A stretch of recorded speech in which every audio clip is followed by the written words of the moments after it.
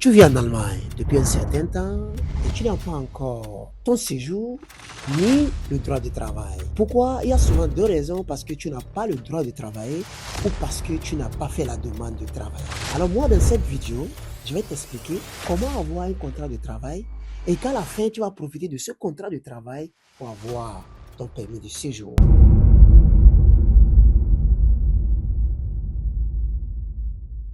Salut à toi et bienvenue sur ma chaîne. Si tu découvres ma chaîne pour une première fois, abonne-toi à ma chaîne, active la cloche de notification pour ne pas manquer les informations venant de moi, de l'Europe, de l'Allemagne et surtout de l'Europe entière, voire même de l'Afrique. Bon, d'abord, je vais vous expliquer mon cas. Comment est-ce que j'ai fait du début jusqu'à la fin, jusqu'à aujourd'hui, et vous devriez suivre les conditions là, comme moi je l'ai fait. Et d'ailleurs, aujourd'hui, c'est plus facile dans ces domaines-là d'avoir ton permis de séjour ou d'avoir un contrat de travail qu'à l'époque où moi j'étais là. C'était plus difficile parce qu'on ne nous accordait pas un permis de travail. Il y a deux sortes de Ausweis, deux sortes de permis de séjour avant le permis de séjour, la carte même officielle. Et les permis de séjour, c'est des papiers verts. Ça peut être ça peut être ça. Et moi, je suis passé de ça à ça, et de ça à ça, et ensuite à ça.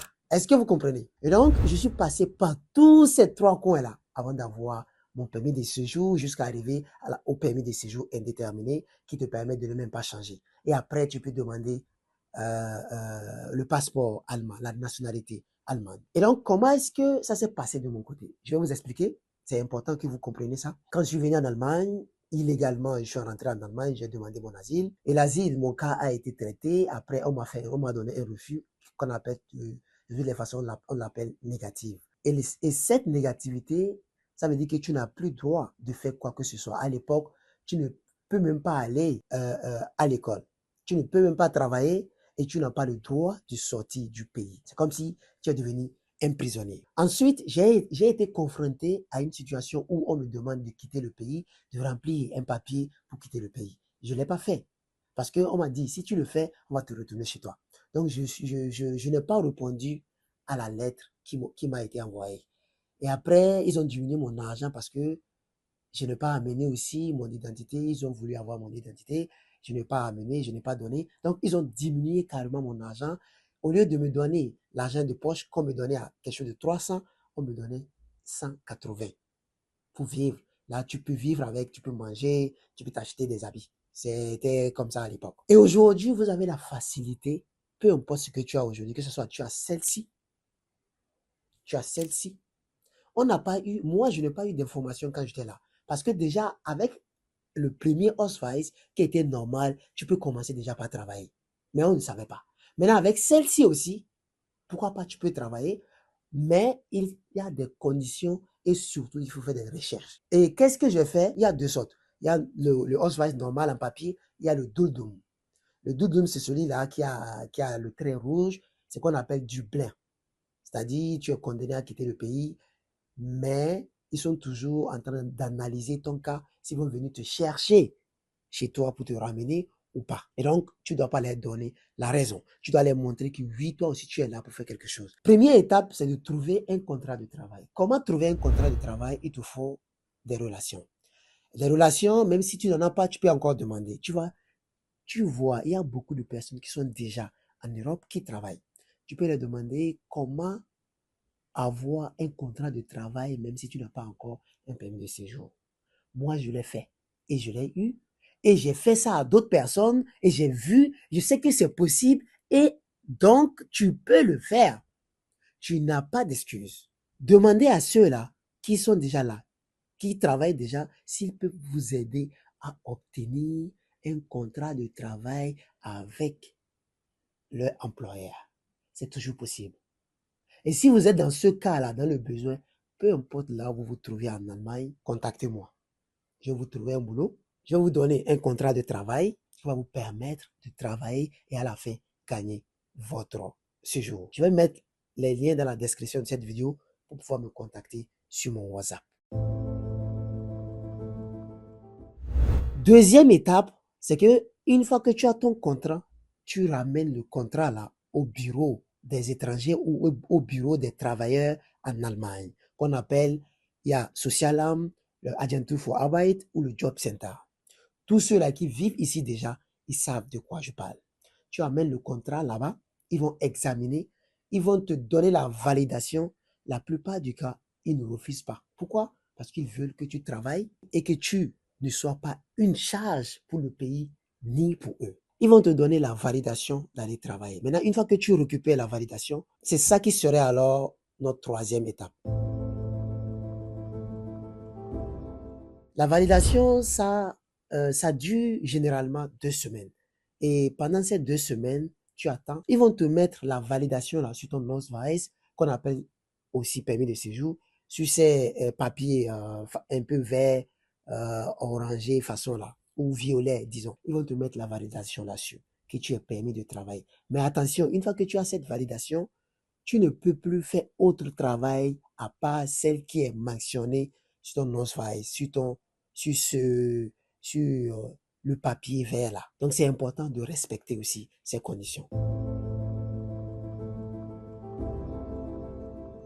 Alors la quatrième étape dans cette vidéo, tu vas ramener le contrat à ton employeur. Et ton employeur va analyser lui de son côté maintenant pour pouvoir répondre à l'agence des travailleurs qu'on appelle Job Center, Agentur für Arbeit, et tout que oui, tu peux commencer le travail à telle date ou à telle date.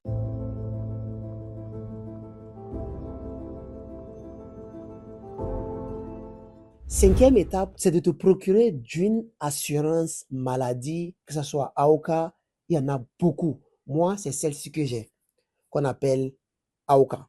Généralement, tous ceux qui vivent en Allemagne le connaissent. Et c'est important de l'avoir avant de travailler. Après ça, dans la même étape, tu as besoin de ton numéro d'identification. Le numéro d'identification, c'est un numéro, une fois que tu viens en Allemagne et que tu fais les enregistrements, on va te donner ton numéro d'identification, c'est-à-dire numéro d'immatricule. Et ce numéro, ils vont enregistrer toutes tes données là-dessus, que ce soit tu as déjà commis un crime, tu fais quelque chose, ils vont mettre là-dessus dans le système. Que ce soit tu as eu des bagarres ou tu vends de la drogue, ils vont mettre ça sur le numéro là. Si tu as des problèmes un jour avec les policiers, ils tapent ton nom, ils vont regarder en ligne, ils vont voir toutes les informations venant de toi avec ce numéro-là. Tu dois aller l'obtenir si tu n'as pas encore, et si tu l'as, tu dois le remettre à ton employeur. Il y a aussi l'autre qu'on appelle Rentenversicherungsnummer, Sozialversicherung, c'est-à-dire c'est le bureau des retraités et ceux qui s'en chargent de retrait de l'argent pour la retraite. Et tous ceux-là qui travaillent en Allemagne, que ce soit tu es un Allemand ou non, tu dois payer les taxes.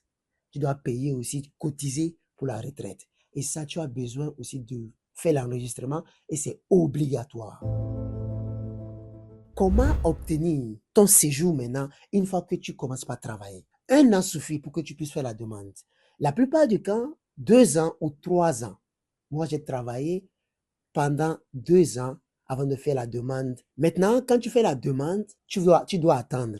Il y a des conditions qu'il faut respecter. Il faut commencer un certificat de la langue qui prouve que tu maîtrises un peu la langue. Oui, c'est une chose que beaucoup de personnes négligent, même en travaillant. Ils se disent, oui, j'ai déjà un travail, donc je n'ai pas besoin de fournir des efforts. Aujourd'hui, c'est ça qui a changé ma vie. Malgré que j'étais en train de travailler, je montais petit à petit, jusqu'à ce que je suis arrivé là où je suis aujourd'hui. Je ne voulais pas rester dans ma zone de confort. Je voulais coûte que coûte arriver au sommet. Et pour arriver au sommet, tu ne peux pas rester là où tout le monde veut rester. Tu ne peux pas rester dans cette même zone de confort pendant 5 ans. Raison de plus, j'ai grimpé les échelons. Petit à petit, je change de boulot, de nettoyeur, de machiniste, de, de, de, de, de bricoleur et aussi montage des voitures. Après le montage des voitures, je suis passé à ingénieur en processus des voitures. Bon, ça ne va pas être notre thème dans cette vidéo. Ingénieur en processus, c'est lui qui permet d'avoir des processus d'emplacement des matériaux qu'il faut utiliser pour monter sur les voitures. Et donc, vous avez aussi la chance d'en arriver là. Maintenant, pour obtenir le séjour, c'est comme ça, vous devriez faire étape par étape pour avoir ce séjour-là. Une fois que vous faites la demande et vous avez un peu de niveau de la langue, ils vont vous répondre. Vous allez attendre pendant, ça dure généralement 7 semaines. Et pendant ces 7 semaines, ils vont te reprendre le Dublin, le Duldum, pour te donner un Ausweis normal ou une feuille blanche sur laquelle il y a toutes tes informations.